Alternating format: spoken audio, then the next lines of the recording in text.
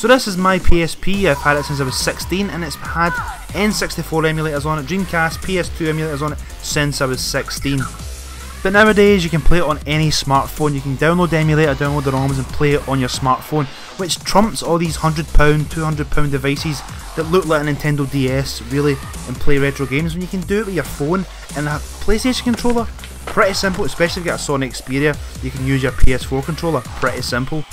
But I wanted to create something just a little bit different, portable but for the home, for any telly via HDMI, so let's get right into it.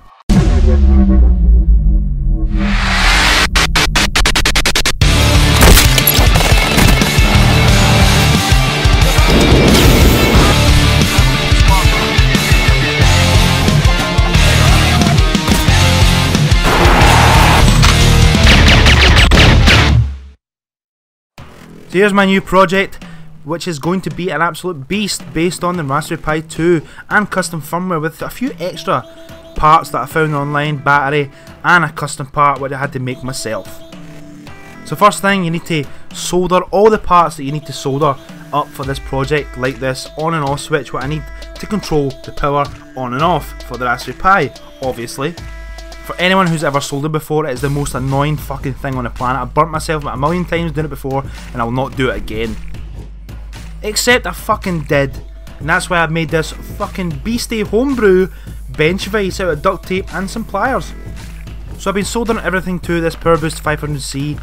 It converts the power of the battery to run the Raspberry Pi. So now it's time to build it up and see if the way I've customised it is going to work.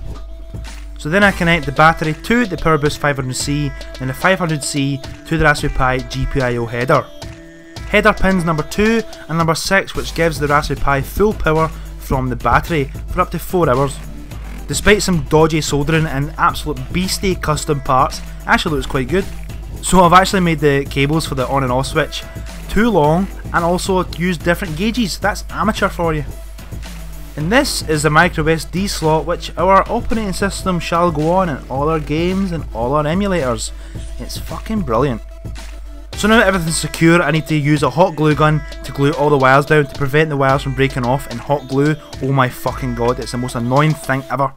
It just does not want to work. It sticks perfectly fine, but when it goes everywhere it turns into BB bullets. Swear to god, fucking annoying. And when it dries, it actually is pretty solid, so it's a good idea and a good investment for me to buy it. The hardest part of this build was trying to locate the on and off switch. I did custom build a wee fabrication part on the case for it to sit, but then it failed on the Raspberry Pi, so I had to glue it down to my spacer plate. So running the whole show is a 2500 mAh 3.75 volt lithium battery, and it's a monster. As with all batteries, you wrap it in some sort of gaffer tape ready for putting in the housing, which I also custom made from GRP, glass reinforced plastic.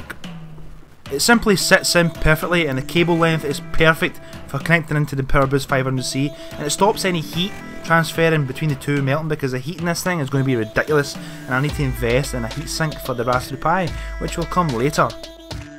As part 1 comes to an end, I put it all together to make sure that what I designed and what I wanted to happen actually works, and with the blue light signifying that the PowerBoost 500C is receiving power from the battery. And as you can see just in the case there, that the green light from the Raspberry Pi means that the battery is powering the Raspberry Pi with no problems, just the way I wanted it.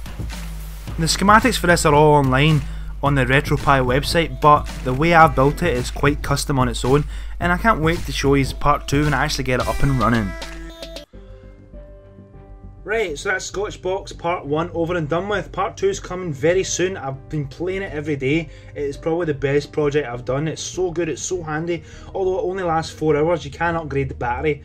But the battery itself is 30 quid, you know, so I'm not wanting to upgrade the battery just too soon.